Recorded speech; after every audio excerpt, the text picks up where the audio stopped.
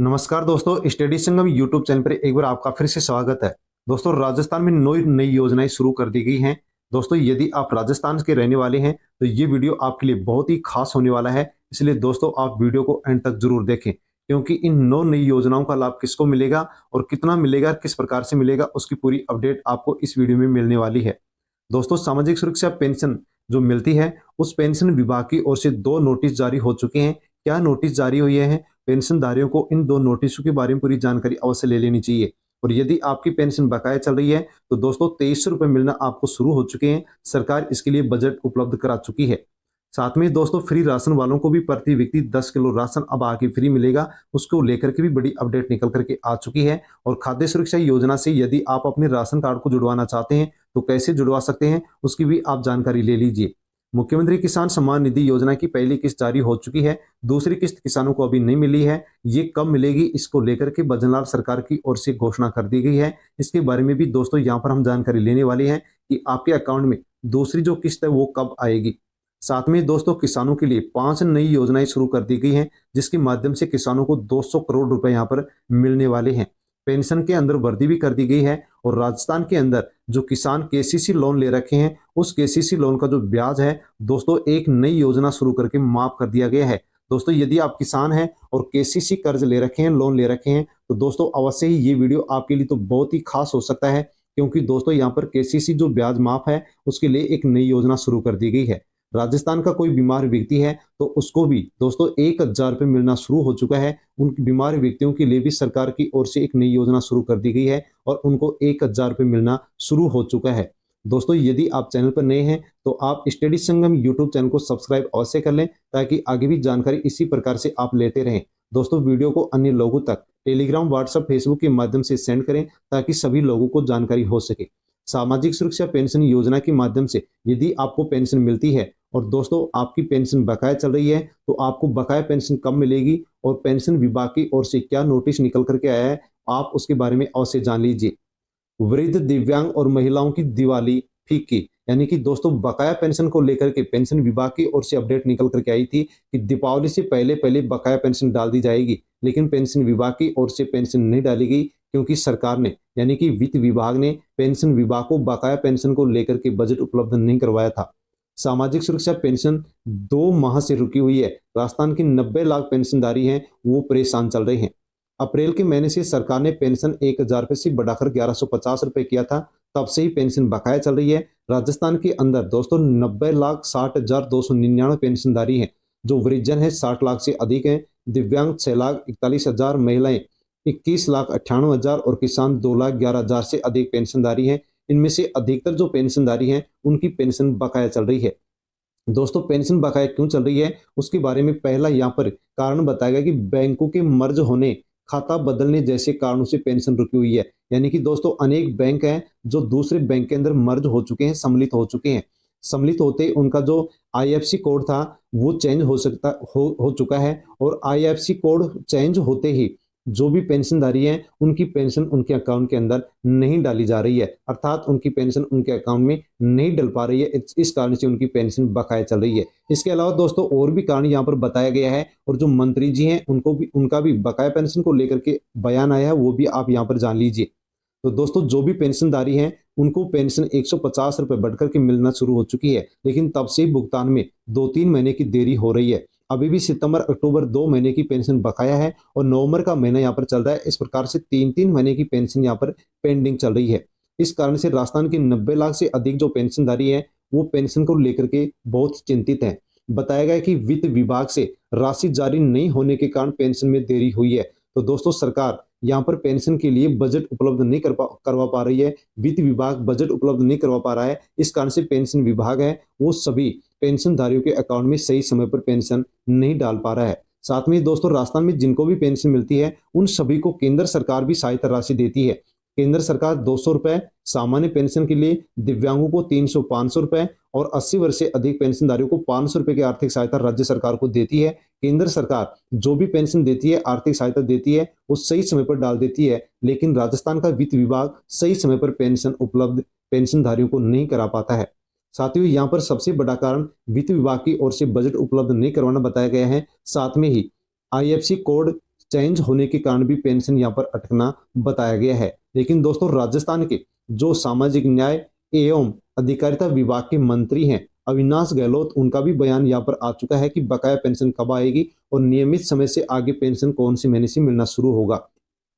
अविनाश गहलोत ने कहा है कि पेंशन जारी करने में जो प्रोसेस है उसके अंदर टाइम लगता है, उसके अंदर हम सुधार कर रहे हैं। इन्होंने कहा कि हर माह हम पेंशन के लिए 1,000 करोड़ रुपए से अधिक की जो राशि है वो रिलीज करते हैं। इसके प्रोसेस में भी थोड़ा वक्त लग जाता है और वित्त विभाग से भी इसमें थोड़ा समय लगता है। इस कारण से जो पेंडिंग पेंशन चल रही है उसको हम जल्दी सुनने करेंगे और नियमित रूप से पेंशन आगे डाल दी जाएगी। सिस्टम में सुधार पर काम चल रहा है, जल्द इसमें सुधार किया जाएगा। यानी कि दोस्तों इन्होंने कहा कि हर महीने 1,000 करोड़ रुपए की राशि डाली जाती है, लेकिन सिस्टम में खराबी होने के कारण सही समय पर पेंशन नहीं पहुंच पाती है। इसके अलावा इन्होंने ये भी कहा है कि जो भी पेंशन बकाया चल रही है उसको हम सुनने करेंगे, जीरो करेंगे और दिसंबर के महीने से बताया गया कि दिसंबर के महीने से सही समय पर सभी पेंशनधारियों की जो पेंशन है वो उनके अकाउंट के अंदर डाल दी जाएगी। सिस्टम में जो भी खराबी है उसके ऊपर काम चल रहा है, उसमें सुधार किया जाएगा और दिसंबर के महीने से सही समय पर सभी पेंशनधारियों के अकाउंट में पेंशन डाल दी जाएगी।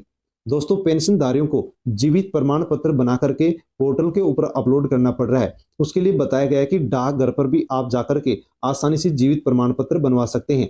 यदि आप डिजिटल लाइफ सर्टिफिकेट बनवाना चाहते हैं तो दोस्तों आप नजदीकी डाकघर में जाकर के आप 70 रुपए में आसानी से डिजिटल लाइफ सर्टिफिकेट बनवा सकते हैं और पेंशन विभाग के पोर्टल पर अपलोड कर सकते हैं। इसके साथ दोस्तों आपको पेंशन मिलती है तो आगे भी आपको इसी प्रकार से पेंशन मिलती रहे। उन सभी वृद्धजन, विधवा, दिव्यांग और किसानों के लिए अपडेट निकल करके आई है कि सामाजिक सुरक्षा योजना से जुड़े सभी पेंशनधारी वार्षिक सत्यापन जरूर करवा लें। इसमें बताया गया है कि आगे पेंशन आपकी जारी रहे, इसलिए आप वार्षिक सत्यापन अनिवार्य रूप से करवाएं। आपके आसपास या परिवार में कोई भी पेंशनधारी है उनको आप अवश्य बताएं ताकि वो अपना वार्षिक सत्यापन करवा सकें और आगे भी उनको पेंशन इसी प्रकार से मिलती रहे। दोस्तों आप 31 दिसंबर तक वार्षिक पेंशन सत्यापन करवा सकते हैं। नजदीकी ई-मित्र जन सेवा केंद्र पर जाकर के आप ये वार्षिक सत्यापन करवा सकते हैं। इसके लिए आप अपना आधार कार्ड, जन आधार कार्ड या पीपीओ फॉर्म, इन तीन में से एक डॉक्यूमेंट्स लेकर के आप ई-मित्र पर जाएं और वहां पर आप वार्षिक सत्यापन कराएं ताकि आगे भी आपको पेंशन मिलती रहे। दोस्तों राष्ट्रीय खाद्य सुरक्षा योजना को लेकर के एक यहाँ पर बड़ी जानकारी आई है जो आप जान लीजिए। दोस्तों यहाँ पर आपके राशन कार्ड से राशन नहीं मिलता है तो खाद्य सुरक्षा योजना में कब जुड़ेगा उसके बारे में आप यहाँ जानकारी ले लीजिए। 2018 के अंदर खाद्य सुरक्षा योजना का पोर्टल बंद किया गया था। 2024 में कुछ दिन के लिए खोला गया लेकिन फिर बंद कर दिया गया। खाद्य सुरक्षा योजना में अपने राशन कार्ड को जुड़वाने के लिए दोस्तों यहाँ पर भरतपुर जिले की न्यूज है जिसमें बताया गया कि भरतपुर जिले की 4,000 से अधिक महिलाएं हैं जो अपने राशन कार्ड को खाद्य सुरक्षा योजना में जुड़वाने के लिए चक्कर काट रही हैं, लगा रही हैं, लेकिन उनका नाम खाद्य सुरक्षा योजना में नहीं जुड़ पा रहा है। तो दोस्तों यहाँ पर खाद्य सुरक्षा योजना का पोर्टल बंद पड़ा है, लेकिन विभाग की ओर से, अधिकारियों की ओर से कहा गया है कि जैसे ही ई-केवाईसी का काम कंप्लीट होगा उसके बाद में पोर्टल शुरू किया जाएगा और जिनको भी फ्री राशन नहीं मिलता है उन सभी पात्र लोगों के राशन कार्ड को खाद्य सुरक्षा योजना से जोड़ा जाएगा और उनको भी फ्री राशन दिया जाएगा। दोस्तों जैसे ही खाद्य सुरक्षा योजना का पोर्टल शुरू किया जाएगा वैसे ही वीडियो के माध्यम से आप तक जानकारी पहुंच जाएगी। दोस्तों अवश्य ही आप चैनल को सब्सक्राइब कर ले ताकि वीडियो आप तक वो पहुंच सके। इसके साथ दोस्तों राजस्थान के अंदर उपचुनाव हुए थे। इन उपचुनाव के बाद में भजनलाल सरकार ने तुरंत ही एक बड़ा फैसला ले लिया है। दोस्तों गहलोत सरकार ने फ्री फॉरम सेवाएं शुरू की थी जिसको भजनलाल सरकार ने अब बंद कर दिया है। यानी कि दोस्तों प्रतियोगी परीक्षाओं में प्रतियोगियों को फॉर्म भरने के लिए गहलोत सरकार ने सुविधा दी थी कि आप बिना शुल्क दिए 0 रुपए पर आप फॉर्म भर सकते हैं, लेकिन भजनलाल सरकार ने उपचुनाव होते ही इसको बंद कर दिया है और यहाँ पर बताया गया कि जो जनरल कैटेगरी के हैं उनको 300 रुपए देने होंगे, जो भी आरक्षित श्रेणी है उनको 200 रुपए और जो भी विकलांग कैटेगरी के लोग हैं उनको 200 रुपए देना होगा। इस प्रकार से गहलोत सरकार ने यहाँ पर प्रतियोगियों के साथ बहुत बड़ा खेल कर दिया है। साथ में दोस्तों यदि आप किसान हैं तो किसानों के अकाउंट में भी दोस्तों 15 दिसंबर को 200 करोड़ से अधिक की राशि डलने वाली है। भजनलाल सरकार अपनी पहली वर्षगांठ 15 दिसंबर को मनाने जा रही है और 15 दिसंबर को ही प्रदेश के किसानों को 10 योजनाओं का अनुदान मिलेगा और किसानों के बैंक खातों में 200 करोड़ से अधिक की राशि डाली जाएगी।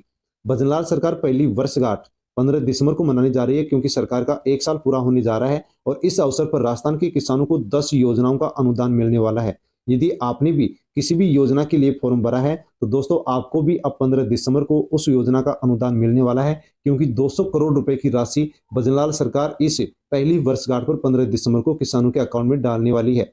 मुख्यमंत्री किसान सम्मान निधि योजना का यदि आपको लाभ मिल रहा है तो दोस्तों पहली जो किस्त थी वो आपके अकाउंट में आ चुकी है, दूसरी किस्त आपके अकाउंट में अभी तक नहीं आई है। इसके लिए भी सरकार ने यहाँ पर बताया है कि 1 साल पूरे होने के उपलक्ष्य में किसानों को मुख्यमंत्री किसान सम्मान निधि योजना की जो दूसरी किस्त है वो डीबीटी के माध्यम से 15 दिसंबर को हस्तांतरित की जाएगी। यानी कि दोस्तों पहली वर्षगांठ पर किसानों को सीएम किसान सम्मान निधि योजना की दूसरी किस्त मिलने वाली है।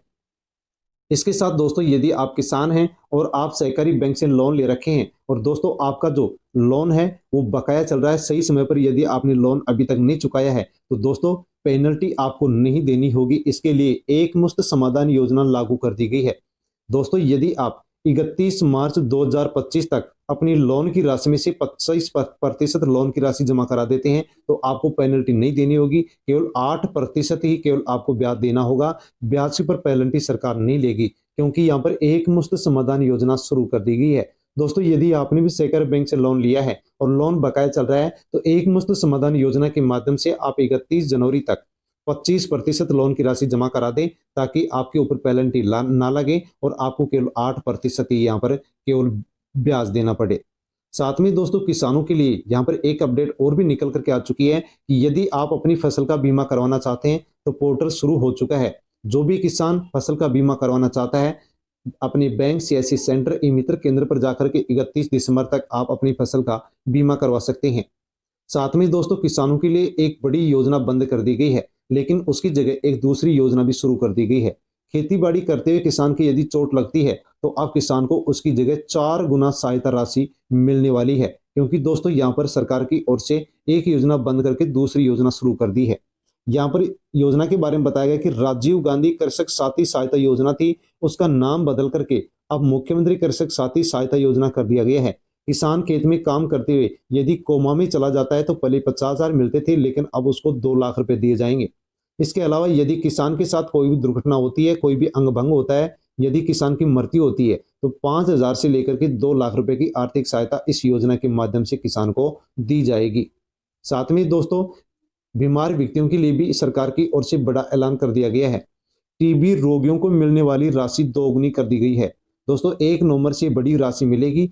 पहले टीबी रोग से जो पीड़ित व्यक्ति थे उनको प्रत्येक महीने 500 रुपए मिलते थे लेकिन अब 1 नवंबर से उनको 1,000 रुपए मिलना शुरू हो चुका है। दोस्तों टीबी बीमार रोग से पीड़ित जो भी व्यक्ति हैं उनको अब प्रत्येक महीने 1,000 रुपए इस योजना के माध्यम से मिलने वाले हैं। साथ में दोस्तों वीडियो आपने यदि पूरा देखा है और जानकारी आपको अच्छी लगी तो वीडियो को लाइक अवश्य करें और वीडियो को टेलीग्राम, व्हाट्सएप, फेसबुक के माध्यम से अन्य लोगों तक सेंड कर दीजिए ताकि सभी लोगों तक इन योजनाओं की जानकारी पहुंच सके। दोस्तों यदि आप स्टडी संगम यूट्यूब चैनल पर नए हैं तो चैनल को आप सब्सक्राइब भी कर लें क्योंकि इसी प्रकार से आपको भी आगे जानकारी मिलती रहेगी। जय हिंद।